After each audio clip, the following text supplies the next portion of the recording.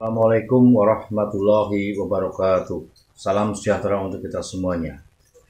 Selamat bertemu lagi di WK Channel, tempatnya berbagi ilmu dan kebaikan. Anak-anakku yang saya cintai dan saya banggakan, pada kesempatan kali ini mari kita belajar bersama mengenai alat-alat ukur dan mengukur sederhana. Baiklah anak-anakku yang saya cintai dan saya banggakan, mari kita mulai belajar pengukuran sebagai bagian dari pengamatan tentang alat ukur dan pengukuran. Bicara mengenai pengukuran, tidak lepas dari adanya besaran dan satuan. Apa yang dimaksud dengan besaran? Besaran adalah segala sesuatu yang dapat diukur dan dapat dinyatakan dalam angka. Setiap besaran punya satuan. Pak Guru ambil satu contoh adalah panjang, satuannya adalah meter atau bisa juga sentimeter. Contoh yang bukan besaran, misalkan kasih sayang, tidak ada satuannya, ataupun cinta, pahit, dan sebagainya. Kita lanjutkan. Besaran itu ada dua jenis, yaitu besaran pokok dan besaran turunan. Besaran pokok adalah besaran yang satuannya sudah didefinisikan lebih dahulu. Jadi ini sudah diadakan atau didefinisikan lebih dulu oleh para ilmuwan. Apa sajakah besaran pokok yang sudah didefinisikan lebih dulu? Besaran pokok dan satuan internasional beserta simbolnya antara lain massa, satuannya kilogram atau kg, simbolnya adalah M. Kemudian panjang, satuannya meter atau M, simbolnya P. Kemudian waktu satuannya sekon atau S. Berikutnya arus listrik. Arus listrik itu biasanya dilambangkan dengan huruf I, satuannya adalah ampere atau A. Kemudian jumlah zat atau satuannya mol. Kemudian suhu, biasanya lambangnya adalah T, singkatan dari temperatur. Ini satuan internasionalnya adalah Kelvin. Meskipun ada Celsius, Fahrenheit, tapi satuan internasionalnya adalah Kelvin. Dan yang terakhir adalah intensitas cahaya, satuannya adalah kandela atau CD. Lalu sebetulnya apakah syarat satuan internasional? Kriteria satuan internasional adalah bersifat tetap, mudah digunakan, dan mudah ditiru. Bapak ambil satu contoh, besaran pokok panjang. Awalnya panjang itu adalah panjang platina iridium sepanjang 1 meter, yang sekarang buktinya masih tersimpan di Cerberus, Prancis. Kemudian dengan platina yang 1 meter itu, maka seluruh dunia menirunya bahwa 1 meter itu segitu. Nah, sehingga berarti satuan internasional ini tetap, di mana-mana bersifat tetap, mudah digunakan dan mudah ditiru. Nah, begitu ya, kita lanjutkan. Kemudian besaran yang kedua adalah besaran turunan. Apakah yang dimaksud dengan besaran turunan? Besaran yang diturunkan dari besaran pokok. Jadi besaran pokok yang jumlahnya 7, ini bisa diturunkan dan menjadi besaran turunan. Contohnya adalah luas, meter persegi, kemudian kecepatan, satuannya meter per detik, dan massa jenis, satuannya kilogram per meter kubik. Contoh besaran turunan kecepatan. Coba perhatikan baik-baik. Kecepatan merupakan besaran turunan. Keturunan dari besaran pokok manakah kecepatan? Dan bagaimana cara menentukannya? Kecepatan dilambangkan dengan V, yaitu singkatan dari velocity. Rumusnya adalah jarak dibagi waktu. Jarak satuannya adalah meter, waktu satuannya adalah detik. Pada besaran pokok yang memiliki satuan meter adalah panjang. Dan yang memiliki satuan detik adalah waktu. Jadi, kecepatan adalah turunan dari besaran pokok panjang dan waktu. Nah, seperti itu ya contoh menentukan besaran turunan dari besaran pokok apa. Berikutnya, contoh lainnya adalah massa jenis, luas, volume, percepatan, gaya, percepatan, usaha, dan sebagainya. Lanjut. Mari kita mulai pengukuran dan alat ukur. Sebelum kita melangkah mengenalkan alat-alat ukur dan pengukuran, perhatikan baik-baik. Sering terjadi kesalahan dalam pengukuran. Coba kamu amati gambar ini. Kesalahan apa yang dilakukan oleh Bapak ini, sehingga dalam proses pengukurannya adalah salah. Kesalahannya adalah bahwa pengukuran atau benda yang ia ukur tidak dimulai dari 0. Nah, kalau tidak dimulai dari 0, jelas ini hasilnya tidak akan pas atau valid.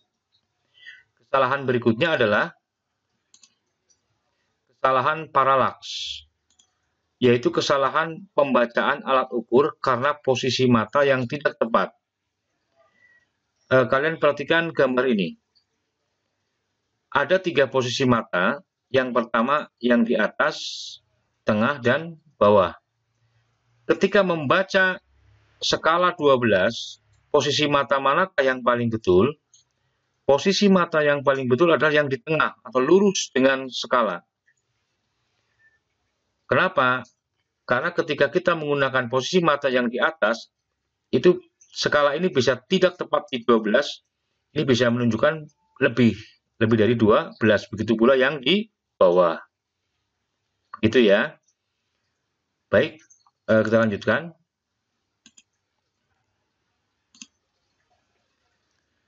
Kesalahan yang ketiga adalah zero error. Artinya, alat ukur yang kita gunakan tidak tepat pada posisi 0. Berarti sebelum kita mengukur apapun, usahakan alat yang kita gunakan itu berada pada posisi 0 atau 0. Ya, saya ambil satu contoh, ini tidak di 0, ini juga tidak di 0, dan ini juga tidak di 0. Ampere meter ini ya, tidak di 0. Berikutnya.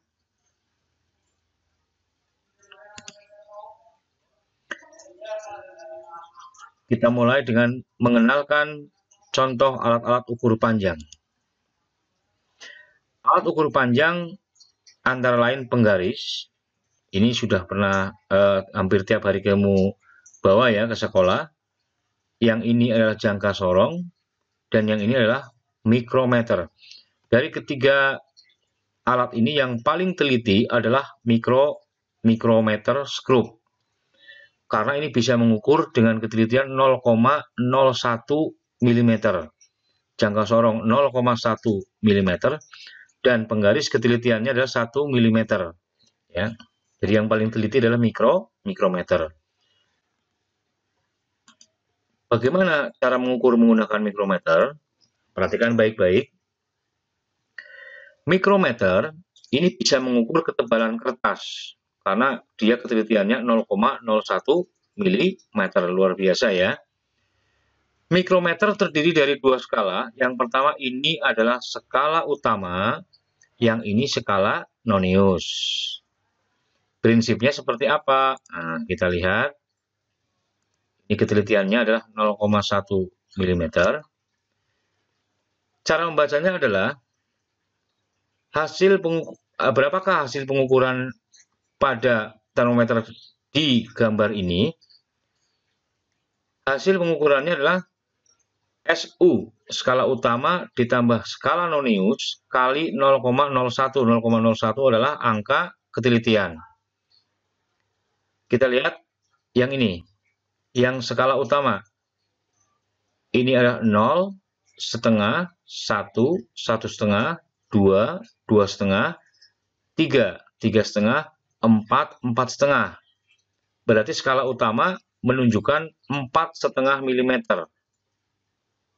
Ditambah, nah kita lihat yang skala nonius. Yang ini 35, 36, 37, 38. Berarti ditambah 38, karena sesuai dengan rumus ini, kali ketelitiannya itu 0,01. sama dengan 4,5 ditambah 0,38. Jadi hasilnya 4,88 mm. Bisa dipahami ya. Jadi ada dua skala ya. Kita lanjutkan. Berikutnya ada alat ukur massa. Alat ukur massa ada neraca elektronik, neraca pegas yang menggunakan per, neraca Ohaus, ini yang ada di laboratorium, dan neraca dua lengan. Bapak ambil satu contoh neraca atau timbangan. Inilah gambarnya. Prinsip kerjanya adalah menyeimbangkan bagian kiri dan bagian kanan. Sebagai contoh, yang kanan adalah, kanan itu Bapak tentukan yang kanan itu yang ini ya. Nah, yang ini. Yang kanan adalah 500 gram ditambah 1250 gram. Yang ini hasilnya 1750 gram. Sama dengan 1,75 kilogram. Paham ya yang ini ya? Kemudian yang sebelah kiri, yang ini. Yang sebelah kiri, 1 kilogram ditambah, nah karena ini 500 gram, itu sama dengan 0,5 kilogram. Supaya nanti menjumlahkannya mudah, kita rubah jadi kilogram, menjadi 0,5 kilogram ditambah X. Hasilnya adalah 1,5 kilogram ditambah X. Lalu berapakah X jika ingin timbangan ini seimbang?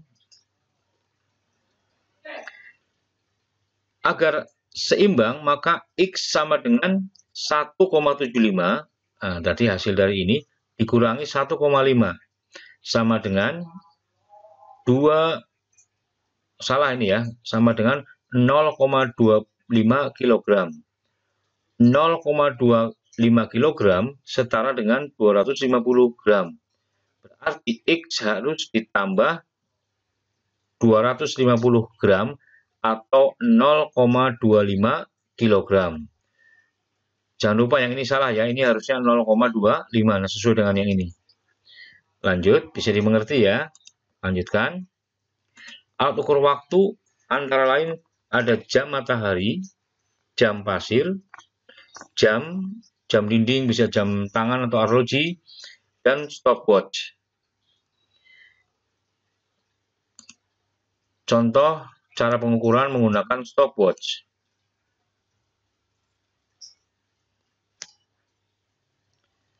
Perhatikan skala pada stopwatch. Jarum pada lingkaran kecil yang ini adalah untuk mengukur menit. Sedangkan jarum panjang pada lingkaran yang besar yang ini adalah untuk mengukur detik. Jadi berapakah hasil pengukurannya? Hasil pengukurannya adalah pada jarum pendek di lingkaran kecil ini menunjukkan angka ini 30, 35, 40. Berarti 40 menit. Sedangkan pada jarum yang panjang ini menunjukkan 30, 35, 36, 37, 38 detik. Berarti hasil pengukurannya adalah 40 menit 38 detik. Ingat baik-baik penulisannya harus begini ya. Tidak boleh 40,38 begitu. Bapak lanjutkan. Apa contoh alat ukur listrik? Masih di pelajaran pokok. Ada voltmeter, ada ampere meter. Nanti di kelas 9 ini akan diperdalam. Lanjut.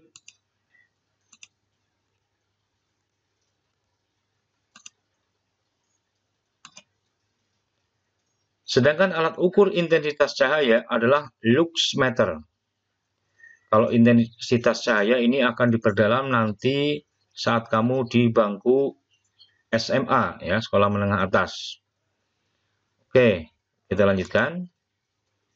Dan terima kasih ya, sampai jumpa lagi. Tetap jaga kesehatan dengan melaksanakan protokol kesehatan.